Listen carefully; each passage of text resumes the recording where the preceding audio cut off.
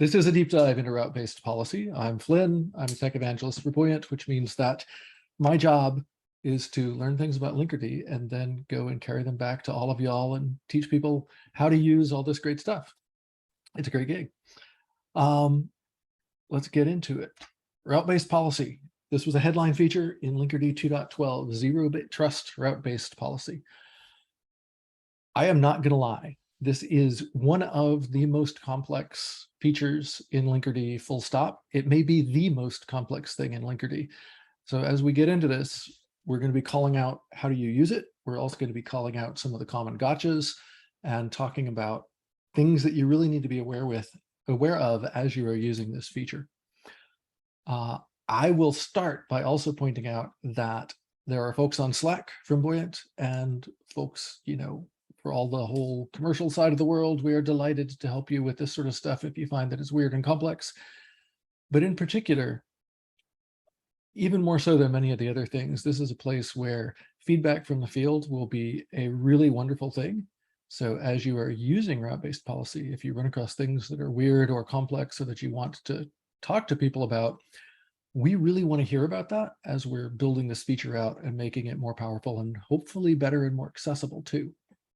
So first critical thing, you are still working in Linkerd's zero trust world. All of the things that you know about from before are still relevant. Route-based policy is an addition. It is not a replacement. So all of the previous good stuff that you're used to, this all will still work in 2.12. If you go from 2.11 to 2.12, everything should work fine. If something does not work fine, that is a bug, and we want to hear about it so we can fix it. So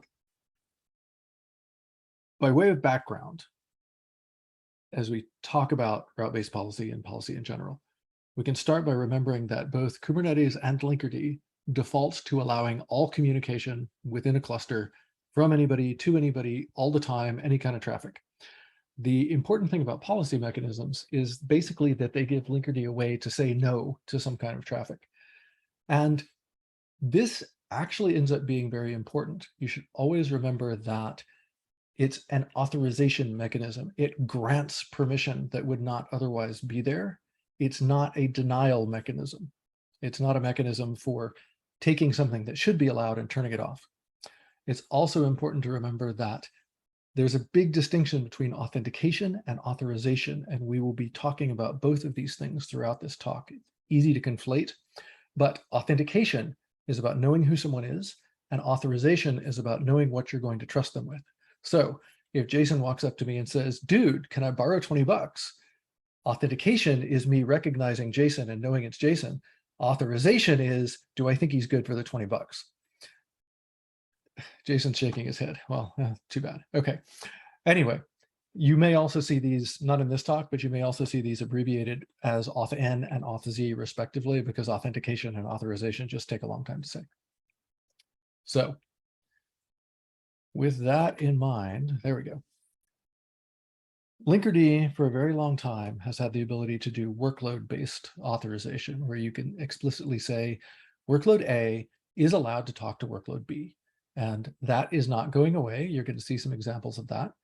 Route-based authorization is all about being able to additionally say workload A is authorized for this specific request and no others. And we really should be saying route-based authorization policy all the time, but that just takes too long. So we've just started calling it route-based policy. So the way that you do this, again, pretty much the same as the way you do things with 2.11. You start by setting a default policy. If you want to get any real use out of route-based authorization or other authorization policies, you probably are going to set a default that's fairly restrictive. Then you will use Linkerd CRDs to go and create exceptions to your default policy. We will continue using the server CRD that was around in 2.11. We also have HTTP route and authorization policy, both of which are new in 2.12. You need to use all three of these to really make this happen. That does bring the total number of Linkerd CRDs up to 6. We were kind of sad about that, but you do what you got to do, right? So setting the default policy. The cluster default policy is set when you install Linkerd by the proxy.default inbound proxy setting.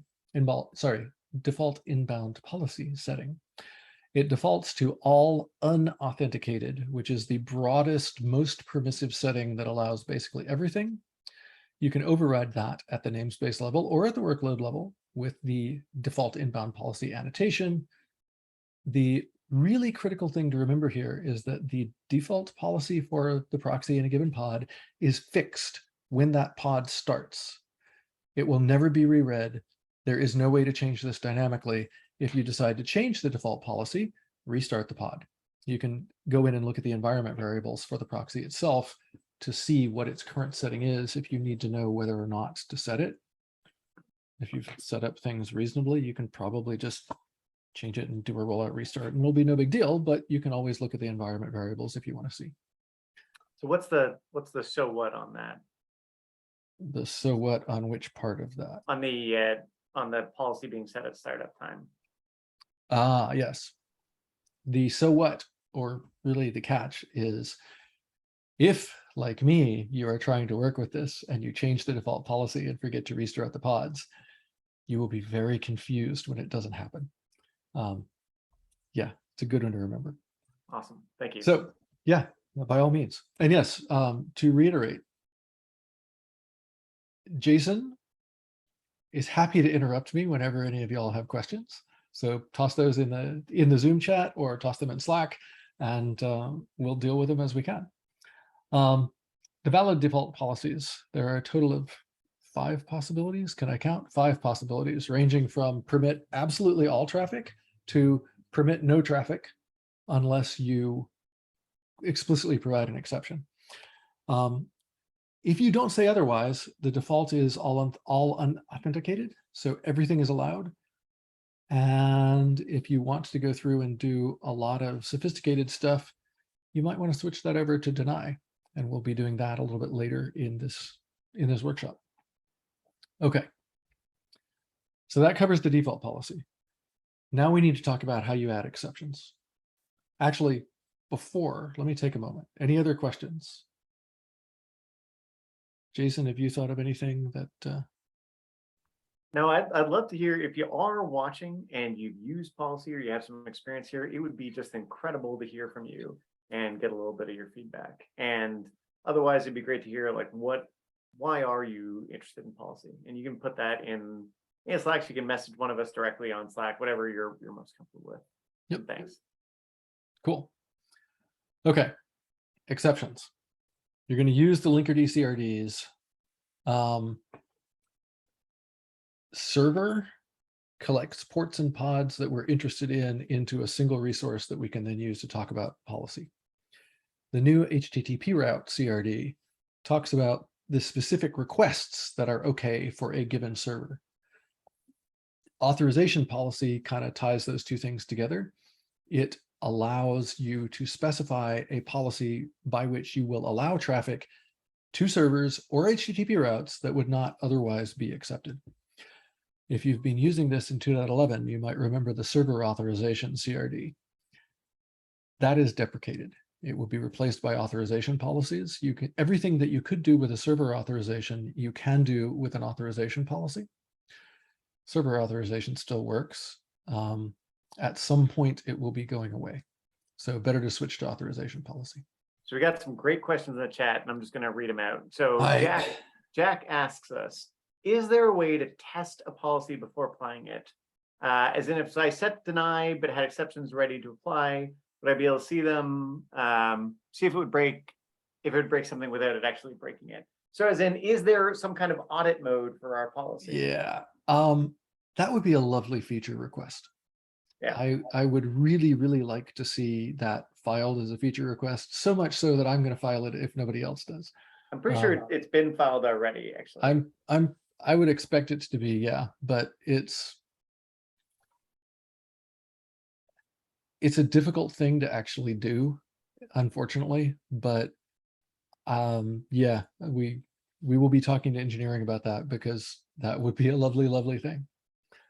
Yeah, so short answer, Jack, unfortunately, no, it's not there today, but it is something that they're working on. And of course, if you're using Buoyant Cloud, there's some tooling in there that makes it a little bit easier. The NEAT asks, are these policies just applicable to Linkerd proxy pods? Yes. Or a slightly more accurate way to phrase that is that the proxy is the thing that does the enforcement of policy. So every pod that you have brought into the mesh, the proxy is in its input path. And so you must deal with this stuff to make it work correctly. If you have unmeshed traffic in your cluster, then this doesn't apply. Right. Sorry, it does not apply to the unmeshed traffic. It will still apply to all the meshed traffic. Yeah, great. And then we have one from Dominic. So let me figure out how to say this. So first, the route-based policies get evaluated, and then the inbound policy is configured. I'm not totally sure I understand that question. Let's hold off on that because we're going to talk a little bit more about a couple of things that might address that. But Dominic, if that does not cover your question, let us know, please. All right, awesome. All right, anything else? Is that it? You're clear for now. Looks like, oh yeah, there is an issue that was already raised. Excellent. So everybody else who thinks there should be a dry run mode or an audit mode for policy, go and stick a thumbs up on issue 8821.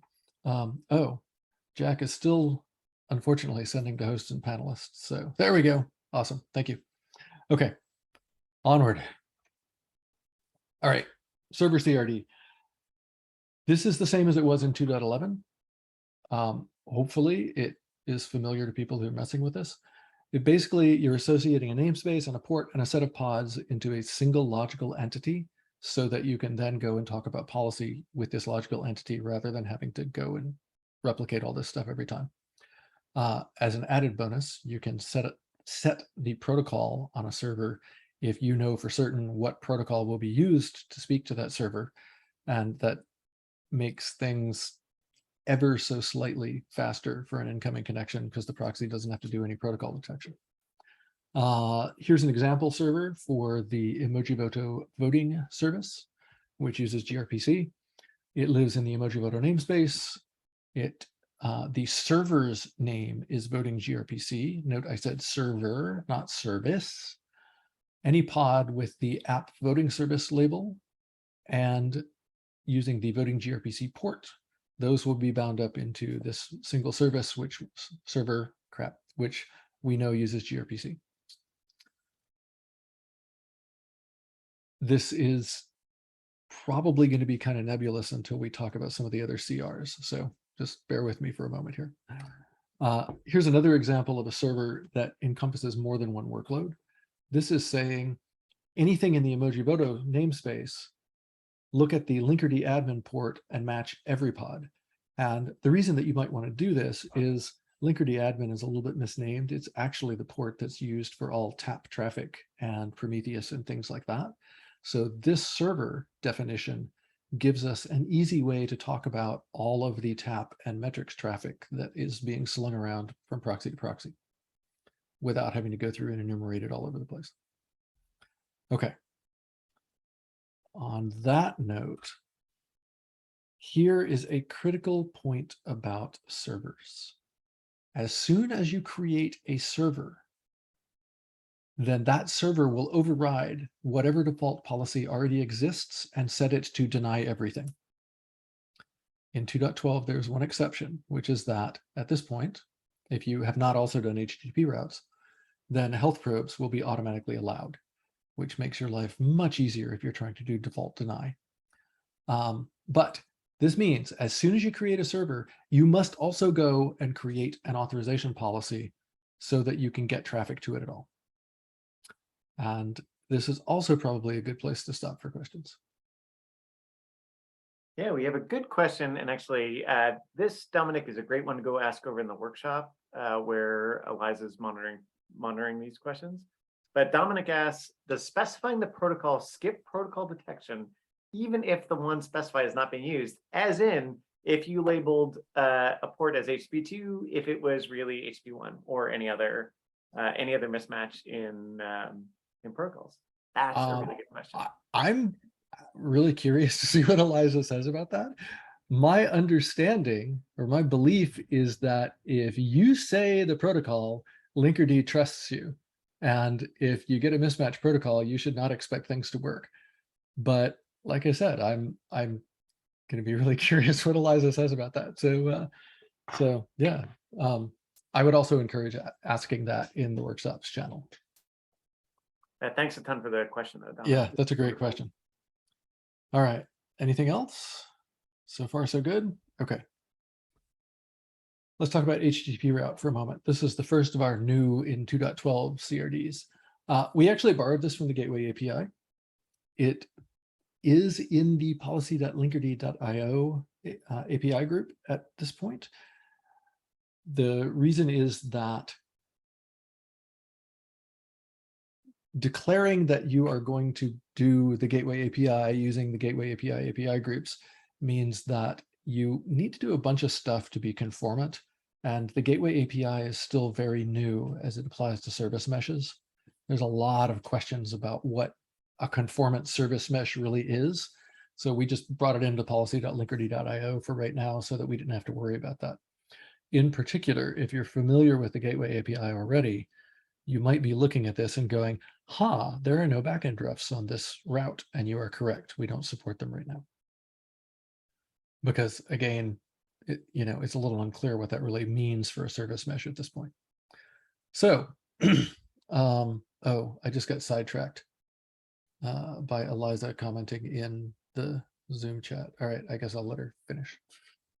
Okay, HTTP routes are always associated with servers. Note that parent refs is a plural, so you could do multiple servers. We'll see some examples of using multiple servers and namespaces and things like that. But the point of the HTTP route is that it tells you the specific requests that are okay for this particular server. So this HTTP route that we're looking at, again, the name of the HTTP route is authors get route. It is dealing with the server named authors server, and it is saying that the only things that are okay talking to this server are /authors.json and a get request to /authors.json or a get request to anything starting with /authors/. And everything else will be denied if there are no other HTTP routes. More on that in a moment. In fact, more on that right now.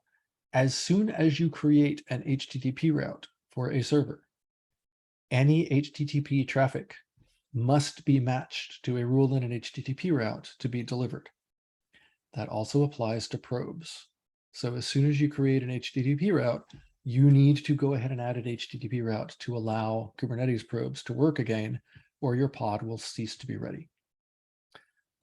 Typically, you just do this with a match to a get on /lc or whatever your particular situation is.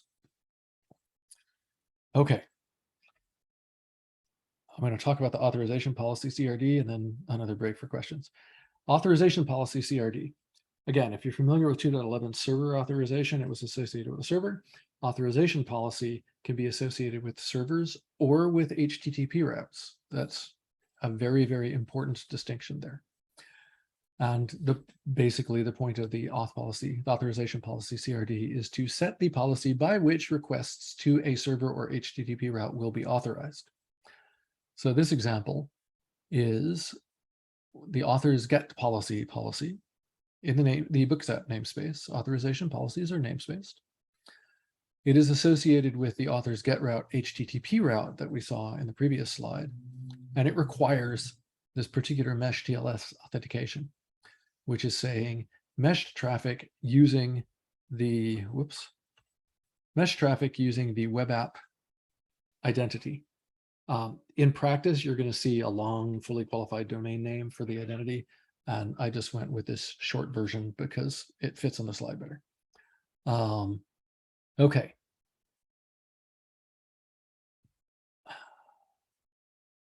Another example of an authorization policy. You don't have to have that match a single server or a single HTTP route. So in this case, we're actually saying all the servers and HTTP routes in the bookset namespace. Please note, I did not say the namespace as, I phrased that deliberately. You must have servers and HTTP routes in that namespace for this kind of authorization policy to work. You cannot apply this to the namespace if you don't create servers or HTTP routes. And once again, I believe now is an excellent point for questions, since we probably have some. Yeah, we've got a good one from Okay. Jeff. Is there an example of an HTTP route to enable probes? Potentially a guide on the website from going from a simple HTTP route, which allows probes that can be extended. Although, and then I think the second question, although multiple HTTP routes and auth policies could exist. Oh, sorry, I'm not quite sure about the back half of that question. Okay. So the front half of the question about examples, you're actually going to see one in the demo for today, right now, in another few minutes. And I think the idea of doing some more documentation on that is great, actually. Well, there's a good document that yeah. goes into route-based policy, which has this example right there. Yeah. And then Eliza also ahead. said in the chat. Oh, I'm sorry. I was going to say, Eliza also said in the chat that you can actually look at the probes that get generated by default by Linkerd, which is pretty nice. Right. It's also important to mention, although I neglected to put it in the slides, the default probe matching route that Eliza is talking about can only be synthesized for pods that define the probes in the pod spec. Conveniently, that's basically all the pods in the world, but just be aware of that, right? It's going to define it based on what you have said, what you've told Kubernetes to do for probes. Okay. Let's see. Feels like a single pod could get captured by multiple HTTP routes or servers and auth policies to form various allow routes. Yeah, that's basically a true statement, Jack. You can have multiples of these things all attaching to the same sets of servers. This is one of the reasons why this is a fairly complex feature. Okay, so to put it all together, and Dominic, this is the part where I think that this probably addresses what you're getting at, or starts to address it. If Linkerd sees that a server exists for the particular port and pod you are trying to talk to, this is not the technical detail, but basically it chases down all of the HTTP routes and authorization policies and server authorization CRDs that it can find that relate to that server, or that relate to HTTP routes that relate to that server, right? And remember, the default is to deny, and we are creating exceptions that allow. So if Linkerd can find a path through any of those that lets it get all the way to your server, it will allow the traffic. If it cannot, it will deny the traffic. This means that if you have, say, an authorization policy for the server that would allow the traffic, and then you've got HTTP routes and none of them do, then it needs to actually find a matching HTTP route because of the rule I said for HTTP routes. Sorry, that was not clear. Once you have an HTTP route in the system, then HTTP traffic must have an HTTP route that matches it. But if you have, actually, you know what? I said this exactly backwards. If any of them allow it, you're going to be okay. If the HTTP route allows it, that's okay. If the auth policy allows it, that's also okay. This is a place that gets a little bit complex. But the easiest way to think about it is that since you are talking about a situation where it would deny everything and you're going to create exceptions to allow it, one exception is enough. Does that make sense? Anybody have other questions on that one? It made sense to me. Okay, cool. And I will fix this slide as well before it gets sent out. The critical thing here is that we basically have to do it this way, because otherwise there's no way you can create a default restrictive policy and then allow traffic into it anyway. And we're going to see an example of that in the demo. Okay. Let's go over some of the gotchas again, because yeah, they're good to remember. If a server exists, the server will change your worlds to default deny for that server, even if your default otherwise is not default deny. Once an HTTP route exists, all HTTP traffic has to have a matching HTTP route or it won't be allowed. Worth remembering, gRPC is HTTP traffic. So if you create restrictive HTTP rules and then suddenly your gRPC traffic doesn't work anymore, this is why. Okay. The specifics of rejection, which is never pleasant. If Linkerd thinks your protocol is gRPC, it's going to do a gRPC status with permission denied for a rejection. If it thinks it's HTTP, it'll give you an HTTP 403. If it thinks it's anything else, we don't really have any good options, so it just refuses the TCP connection. It's also very much worth noting that if you update your policies and there are a bunch of established connections that suddenly would be denied by your new policies, those established connections will get shredded and immediately closed. So be aware. All right. Quick recap, and then we'll do more questions. Sources of much trouble. Number one, pay attention to the probe routes. As soon as you have an HTTP route created, you need to make sure that you've authorized Kubernetes probes. Number two, repeat after me, default policies are not read dynamically. If you change the default policy, you are going to have to go and restart your deployments. With the single exception noted there, if you run Linkerd update, then that will change the default policy cluster-wide for you if you want to, but if annotations are overriding it, the annotations will still win. The server HTTP route and authorization policy CRs are read dynamically. That's kind of the point of using resources for those things. Finally, if a server tries to talk about a port that's not actually named in a pod spec, that server definition will be ignored. So put your ports in the pod spec. It's good practice and it's important anyway. And I believe that is it. Before we dive into the demo, any further questions? Good. We have some comments, but no questions. Okay. Yes, established connections can indeed get dropped immediately if you change the policies. Good one to bear in mind. All right, demo time. So I set up a cluster a little while ago. In fact, I set up a cluster, looks like 96 minutes ago to run this. I'm doing this in K3D at the moment. That should not matter. You should be able to do this with basically any Kubernetes cluster. The way I set up this cluster is I installed Linkerd and Grafana literally from their quick starts. Didn't change anything about that. Well, Linkerd and Grafana and Linkerd Viz. Yeah, as of 2.12, you must install Grafana manually. This is because the licensing for Grafana changed, and this is the easiest way to deal with that. So, thing to be aware of if you like to use Grafana. The next thing I did was I installed the Books app using its quick start. I actually went so far as to inject it into the mesh right when I started. And I also went ahead and stole the service profile definitions from Jason's GitHub repo. So thank you, Jason. Finally, I installed Emissary Ingress to be an Ingress controller. This looks very complex. It's really just installing it, but toning it down to one replica because I'm doing this in K3D, and running 3 replicas of everything was slowing things down too much. So it's not important that I'm using Emissary. It's just, you know, whatever Ingress controller you want to use. Okay. So at this point, my demo apps, my Books app, Viz, all this stuff ought to be working. So this is the Books app. I have the developer console open as well, just so I can really see better what's going on.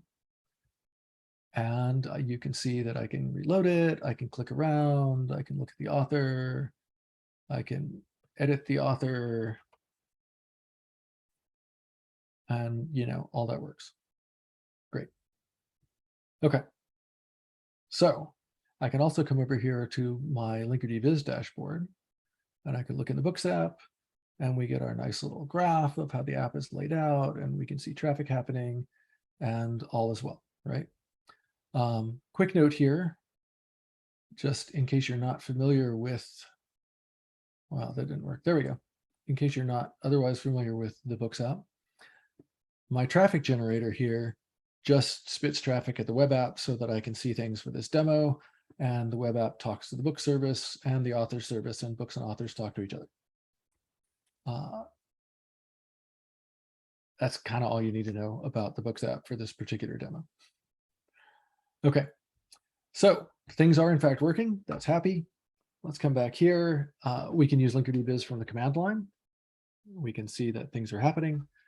We can use viz top instead of viz stat, and we can go through and see, yeah, lots of things are happening courtesy of the traffic generator. Okay.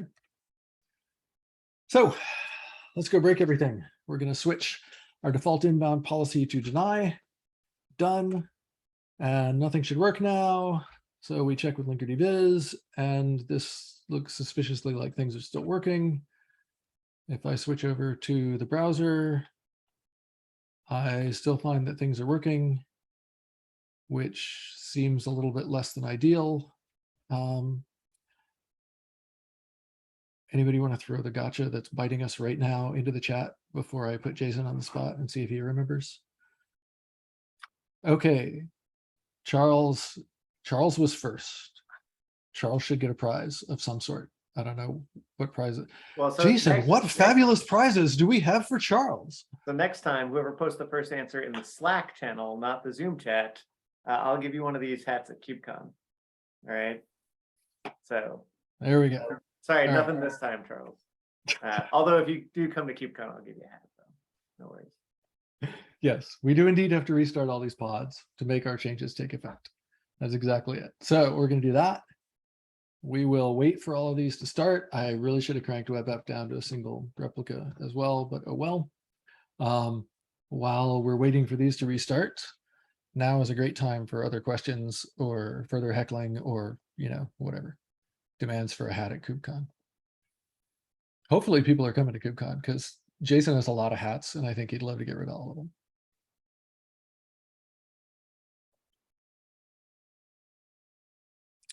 Oh well, maybe we can mail Charles a hat. I will be at KubeCon. Jason will be at KubeCon.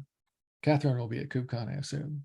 Lots of people are going to be at KubeCon from Buoyant. I should phrase that differently.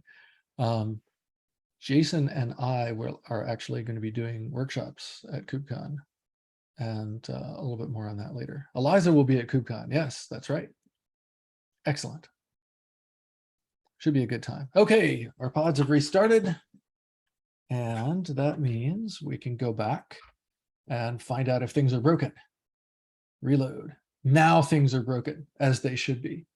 And if I come over here, you can see, hey, look, I got a 403 forbidden, exactly as we said Linkerd would for, you know, for, oh my God, for rejected things. Yeah, wow, I can talk. Okay. Oh, one other thing. Yeah, so Jack made a great point there. If you noticed, all the pods did restart, even though we said deny. So this is like a break with 211. Right, 211, that first thing, none of our pods would start because we didn't allow probes. But because of some really cool work from the Linkerd team, you know, we start with some probes that are allowed, or you know, health checks that are allowed for all your apps, so they all restart successfully. And that is very, very important. I'm also going to point out one other thing here, which is that if I come over into Viz, you'll also see that I don't get anything with, got nothing on the browser over here. So none of this is working at all, right? There we go. All right, so we're going to start allowing some things, and we're going to start with Viz. So we're going to start with the server definition. In fact, it's the same server definition that we used earlier, the one that just covers all of the metrics traffic that we were talking about. And we're going to define an authorization policy. The authorization policy specifically says anything coming in that's using the Prometheus or TAP identities, and that's specifically Prometheus and TAP from the Linkerd viz namespace in this cluster. Those will be allowed in because we're requiring mesh TLS authentication. The one named viz apps, that is this one, and it has these identities. Here's another question. Why does this authorization policy not reference the server we just created? And remember, your answers should go to Slack. If we were playing Jeopardy, I would say they should be phrased in the form of a question, but they should not. Nobody? Jason, what do you think? Say the question again.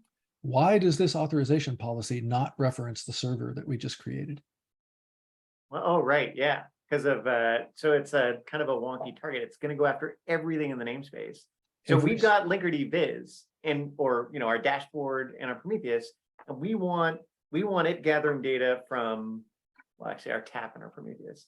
We want it gathering data from everything inside this namespace. So we reference all our servers and all our HTTP refs, and that's what that target ref there does. Sorry, go ahead. Yeah, that's exactly it. By specifying a namespace as the target ref, then it's going to be using all the servers and all the HTTP routes in that namespace. So Jack has a great question. So he says this policy definition that we have allows traffic for tap and Prometheus. Is that to be done in every namespace, or it could be done cluster wide? That is a lovely question. I'm happy to answer that if you'd like. I'm not actually sure of the answer to that because I did not try that. Go ahead.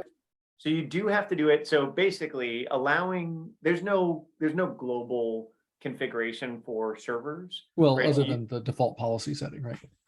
Right. But once we create servers, if we want to allow admin traffic, we have to allow it explicitly. So you'd have to do one per names. If you wanted something where every namespace was isolated, you'd need to set up a policy like this in every namespace to allow Linkerd tap and Prometheus to function.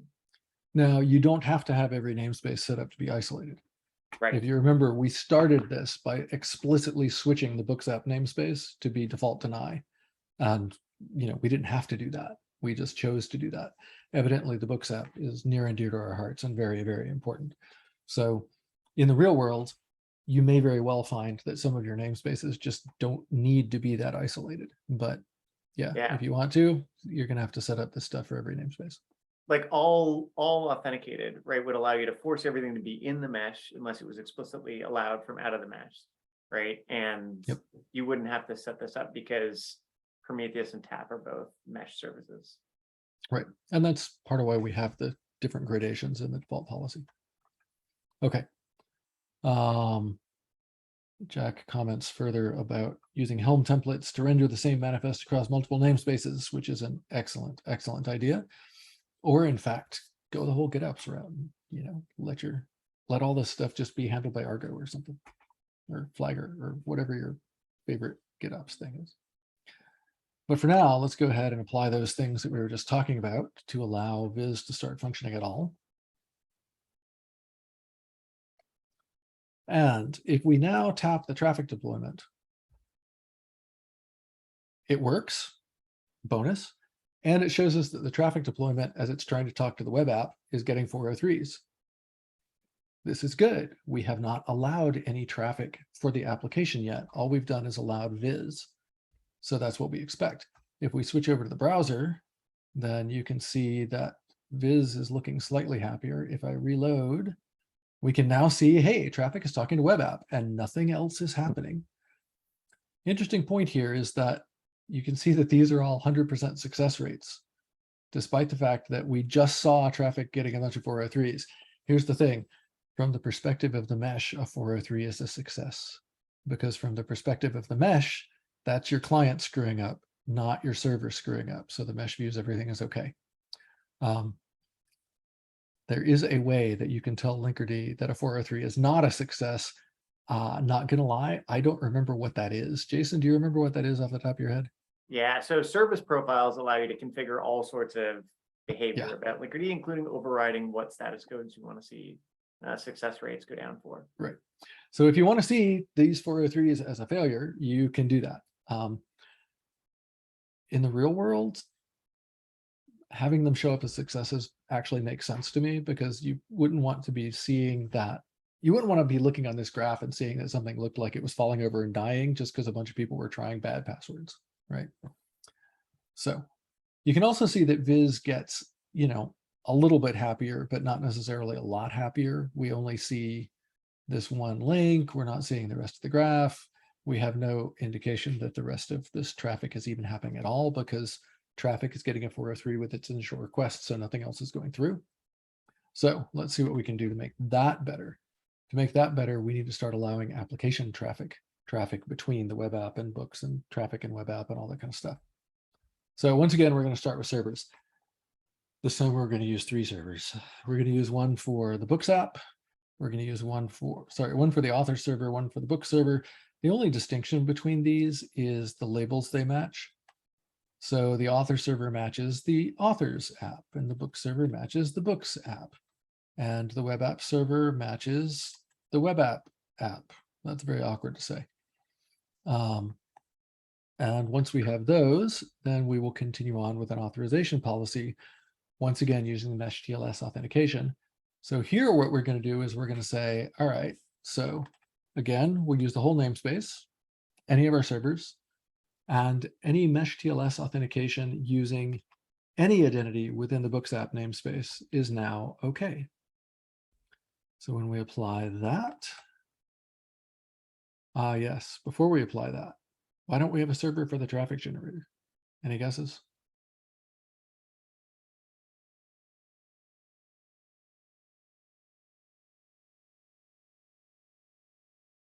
As a hint, if we go back here, are there any, Jack got it. Dominic got it. Yes, excellent.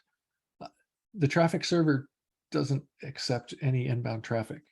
There's no point in deciding to set up an inbound server for it. And in fact, if we tried, it would fail because it turns out that the traffic deployment doesn't specify any ports. Okay, so hats for Dominic and Jack if they're at KubeCon.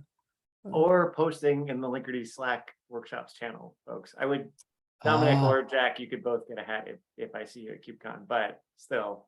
Yeah, you know, I forgot that. Non-compliant audience. Okay, yeah, it doesn't have any ports defined. It's outbound only. There's no point in trying to do inbound policy for it. Jack is not going to be at KubeCon. I'm sorry to hear that. Okay, so we're going to go ahead and apply all of this stuff. And at this point, we should see actual traffic showing up. And guess what? We do. Isn't that slick? We should also be able to see this working better in the browser, although we're going to need to reload for it to do anything really interesting. Wow, that's pretty cool. I haven't seen that particular graph in a little bit. There we go. Interesting thing about the graph of the application that shows up here in Linkerd Viz is that it will show you only links for traffic that it has actually seen happen through the tap. So if you're enabling and disabling traffic, then you can get some really interesting call graphs at times, which is, you know, okay. All right. So onward. Note that we did not actually try using the Books app from the browser. Let's go and give that a shot really quickly. If I come back over here and I reload, actually, you know what? Yeah, okay, that is the, I set this up as clear text because it's easier. And that doesn't work in the slightest. The reason it doesn't work in the slightest is that we just enabled app traffic within the Books app namespace, but our ingress is not in the Books app namespace. Our ingress is in its own namespace. So we need to go ahead and set that up. We're going to use an HTTP route for this, and the astute observer will note that this is the first time we're doing actual route-based policy in our route-based policy workshop, because everything else we wanted to do, we didn't need it. We did it the simple way, just using server-based policy, workload-based policy. But in this case, what we're going to do is we're going to define an HTTP route that is linked with the web app server and that matches the slash, you know, the root path for a get and only a get. Also notice we're putting this HTTP route in the Books app namespace because we want it to reference the server that's defined in the Books app namespace. Then we need an authorization policy for it. See, I mixed them up. So we're going to associate this authorization policy with an HTTP route that we just created. And once again, it's going to be mesh TLS authentication, but this time the identity we use is the one in another namespace specifically for emissary ingress. So if we apply those, And we should be able to do some stuff with this, except that we are still missing something. Once again, this time, put it in the Slack channel. Does anybody have any ideas about what we're missing? We just defined an HTTP route. Anybody? Going once, going twice. Soon I'm going to ask Jason. Jack says, we only defined a get when the Books app has a put. That's not it right now. Policy, we just did a policy, Georges. Anybody? Guess not. Jason, what do you think we're missing? I think we're missing a binding. I think we didn't bind it. Nope, you're wrong. Oh, I'm wrong. We just broke probes. Oh. So I'll give up one of my hats then. Yeah, we need to go and reallow our probes since we just defined an HTTP route. This looks complex, but the real reason it looks complex is it's got all three resources in one place, so we can talk about them all at once. We are going to set up another HTTP route. The Books app uses a get to the /ping endpoint for its probes. So we're going to set up a path. We're going to set up an HTTP route that matches that particular path. We're going to use a network authentication rather than a mesh TLS authentication because probes coming from Kubernetes are not meshed. They don't have any mesh TLS authentication. So instead, we're going to allow them literally from anywhere.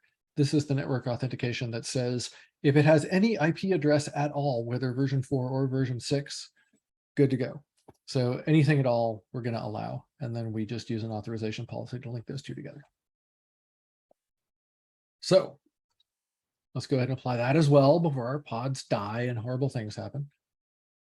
And now we should be able to see the Books app working. I should have said in the browser there, not in the web app. If we go over to the browser and we reload, now it's working. Nice. Now, Jack asks if we could use localhost for the probe. I would hate to rely on it. That just feels like the sort of thing where the CNI would have too many opportunities to break you. I don't know. What do you think, Jason or Eliza? Either of y'all have an opinion? Eliza says probes are generally not coming from localhost. Yeah, I don't think I'd trust it. All right. Now, one other interesting thing here. Oh, yeah, Eliza specifically says that the probe will be coming from the kubelets address. So even if it's coming from the same node, Kubernetes politely doesn't do it from a loopback address. Thanks, Kubernetes. We appreciate that. All right. One interesting thing here is that I explicitly allowed /, and I didn't say anything about everything underneath / or anything like that. I just said /. So presumably an author won't work, except an author does work and a book does work. And if I go to edit this book, actually, will that work? Because I just said get. That fails. Okay, well, that's good. But it's still a little bit weird that all these things are working when I just did the one route. So let's kind of think about that a little bit. If we take another look at our HTTP route, we have a path of /, we have the get method, all that seems right. We don't say anything about what kind of match that is, though, and it turns out that the default in an HTTP route is that it's doing a prefix match, not an exact match. Since every HTTP request has a prefix of /, we're actually allowing all of them, which is, I mean, it's handy for this particular thing where I could click on stuff, but it's not what I want. I want to be a little bit more restricted than that. I don't want the Ingress to be able to just throw me anything and have my poor little web app have to cope with that. So instead, let's turn this into an exact match. And literally all we did was we just changed that to say type exact. If we apply that, and then go back over to the browser, then if I reload this, that's fine. If I click on American Gods, that is not fine because now I'm looking at at one of the books rather than the root. If I come back and I try an author, that doesn't work either. Okay, so now we're getting somewhere. interesting point, by the way. If I do this, you'll see that these two were satisfied from memory. So if I empty my cache, which you can't actually see, sorry about that, and then reload so that those turn into real network requests, you'll see that the application CSS got denied and favicon got denied. So we've kind of crippled our application in this sense. This is a little bit too restrictive. So what we should do instead is let's go through and allow a few more things. So we're going to allow anything that's has a path prefix of CSS or authors or books. So yeah, the Ingress could still throw some weird stuff at us, but at least it has to be weird stuff that slots into one of our nice categories, and hopefully we'll do a decent job of protecting those. The main point here, though, is that an HTTP route does not need to have only one rule. You can go through and make HTTP routes that are ridiculously complex. And if we apply that, by the way, you'll notice that all of these, I'm just changing the same route. I could be doing this with Control Edit. It's just a little bit too much typing. So if we do that and we come back over here, now I can view a book, which is great. Now I can view an author, also great. Let's try editing the author.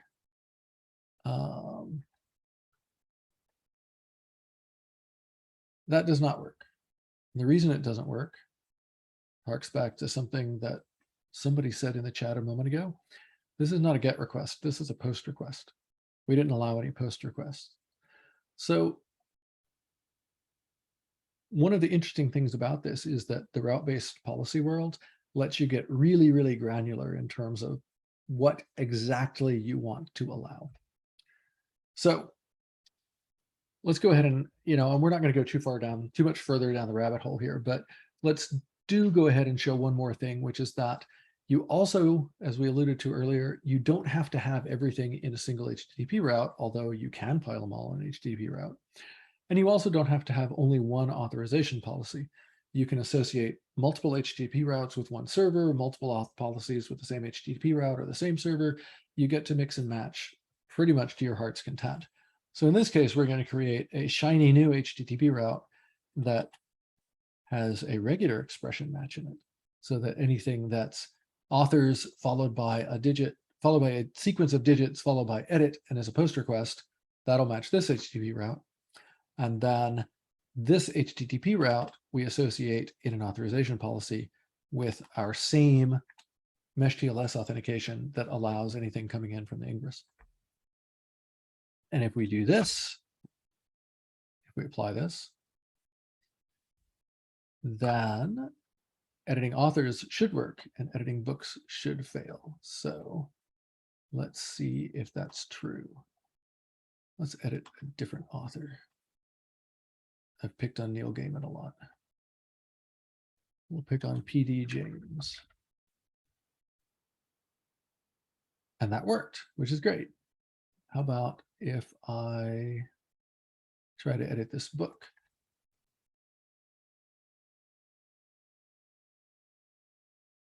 That fails because I didn't permit the books. I only permitted the authors. So, like I said, we could go as far down the rabbit hole with all this as we wanted to. I'm going to stop here because we could go really, really far down the rabbit hole for this particular thing. One other thing I want to be very careful to point out, though, before we get into this Linkerd biz auth stuff. Sadly, Eliza, I am not going to show multiple matches, but I could. We could add that to the homework, or I can go through and update this. I'll add another couple of things into the GitHub repo so that people can see that. So one thing I did want to be explicit about here is that everything that I'm doing with HTTP routes is only dealing with traffic coming from the Ingress into the web app. That is not a limitation of route-based policy. I did it that way simply because the browser gives us the nice, neat view into what the request was and what its result was and all that kind of stuff. So it makes it really easy to demo. But in fact, you can put route-based policy anywhere in the call graph you want. And so it's entirely meaningful to think about things like, using route-based policy to arrange it so that the author service only gets to do its one specific head request to the book service, and everything else will get thrown out at the mesh level so that the books application will never even see it. Okay. Eliza is pointing out things about how to do multiple matches within one of that. And yeah, we'll go through and tackle some of that. Like I said, I'll go through and put some more of that into the GitHub repo for this demo as well. Okay, last thing I'm going to show before we have some time for questions is, things are a little complicated at this point, and it is important to realize that you do have a way of looking to see which authorization policies and HTTP routes and things like that get associated with a given deployment or given resource, so that you have a fighting chance of being able to look at it all and figure out what's going on. Another very important point about that, though, is much like a viz in the browser only showing the network of requests that have actually happened, Linkerd viz authc also will only show you things that it has actually used in traffic for that particular resource. So if you look at this before you try to have the ingress do an edit, you're not going to see the web app ingress edit policy show up. And so that can be a little confusing if you're not prepared for it. All right. Things I did not show, but that I think are great for homework. Yeah, go ahead and allow editing books as well. You can just go through and edit the resource. You could use multiple matches, for example. You can, as I mentioned, you can add route-based policies to the author service and the book service to arrange it so that they can only do the specific things that they're supposed to be able to do when they talk to each other. But other than that, we are finished with this. Anybody else? Anybody have other questions?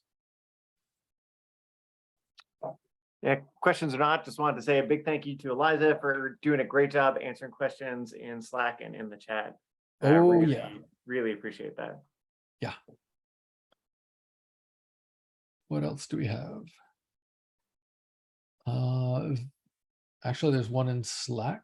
Vineet saying, we've seen configuring rules for routing in this workshop. Do we have something similar for authentication? Not really, other than the mesh TLS authentication. There's, yeah, not yet, Jason, you have anything you wanted to add there? Yeah, so with just other auth stuff. This is actually a really great question, Vineet. So, in Linkerd, we do authorization, right? Identity is left up to Kubernetes and the service account, right? So every time you saw us matching identity, we were doing this big long name. And it was always service account .namespace, then like the Linkerd identity domain, like whatever domain you gave Linkerd when it started. So basically, Linkerd gives each one of your pods a certificate that says I am, service account .namespace .whatever. And that happens automatically for any meshed pod, which is cool. So there's a reason that we're only talking about authc, because authn in Linkerd today is handled by the Kubernetes API at its core, right? And we don't touch into that. I hope that answers your question, Vineet, but please let me know if you want to hear any more about that. Or please open feature requests if there are other ways that you want to see Linkerd interface with authn. Authn is hard. It is a complex and interesting field. There are a couple of ways that I could imagine. There are things that I could imagine getting into, but none that we do right now. Jack also asks about, I have to scroll back, which meant I had to find my mouse. Any tools which could take a protobuf to generate an HTTP route, like we can with, say, service profiles. Oh, I really like that idea, but as Eliza points out, we don't do it yet. So we shall have to. That's another one where if there's not a feature, please raise a feature. Well, it's a great question because it kind of talks a little bit about what's happening in Linkerd, right? Because right now you'll see service profiles, see HTTP routes, see some other things, and there's a broader move, and actually, Flynn, you're working on this Gamma group, which is talking about how do we make the gateway API specification stuff work for a service mesh. So long term, we really like gateway API. We want to do more with it and use it. And when we're ready to move over there, for sure, right? Like you'll see more of the tooling support generating HTTP refs. It's an understatement to say that there are a lot of questions about how exactly the gateway API should work with the service mesh world. Yeah, it's a really, really interesting question. On the plus side, if you have a strong interest, all those meetings are open to the public, and they would love more feedback, right? There are meetings every Tuesday. There's a meeting at 3 p.m. Pacific time, 6 p.m. Eastern time, and a meeting at 8 a.m. Pacific time, 11 a.m. Eastern time. I'm sorry, I don't remember exactly when those are in Greenwich right at the moment, because I can never remember at the moment if we're 4 hours or 5 hours behind on the East Coast. But alternating weeks, there's one that's friendly for people in EMEA and one that is kind of less friendly for people in EMEA and more friendly for people in Asia. Love to see you there. I guess as long as we're talking about Gamma, if people have opinions about whether the ingress and the service mesh should be configured with exactly the same HTTP routes, or if they think that they should have, each of them should have their own HTTP route. Oh, I would love to hear the answer to that question. Hear people's opinions on that. Okay, but if we don't have any more questions, if we don't have any more questions, though, I think we. Okay, Alexander, there are no stupid questions. First off, and actually, most of you are not going to see this one because this went to the hosts and panelists. Sorry. Is it possible to extend this rule or not? Which rule are you talking about exactly? And while Jason, I think you were about to say something before I rudely cut you off. No, you're good. I was gonna say we don't have more questions. Let's close out. Is it possible to extend this to external resources like VMs or things like that? That's another not yet, because Linkerd at this particular moment only deals with Kubernetes and things that are in Kubernetes. That is another area of active discussion within the Linkerd folks. Yeah, and again, I'm pretty sure there's a feature for that already that could use your thumbs up vote on it. If you can't find it, open a feature request. Okay, so I think we are done with that then. Let's duck back to slides for just a moment. We mentioned this before at KubeCon. We're going to be doing a service mesh in production with Linkerd workshop. We would love to see you there. It's on Tuesday. I think it's Tuesday in the morning. Pre-registration is required. Go sign up, come to the workshop. It'll be great. We'll set a bunch of stuff up and break it for fun and profit. And yeah, it'll be wonderful. If you cannot wait for KubeCon, or if you can't be at KubeCon, we also have Kube Crash, 100% virtual. It's 100% free. It happens before KubeCon. It's all about crash courses in cloud native tech. There are a bunch of people who are helping out with that, a bunch of people who are participating, and we would love to see you all there as well. And yeah, I believe we are done. If you want to reach me, you can do it by email as flynn@buoyant.io. Probably better to just ping me at Flynn on the Linkerd Slack. And if we have no other questions, I think we can call this one a workshop.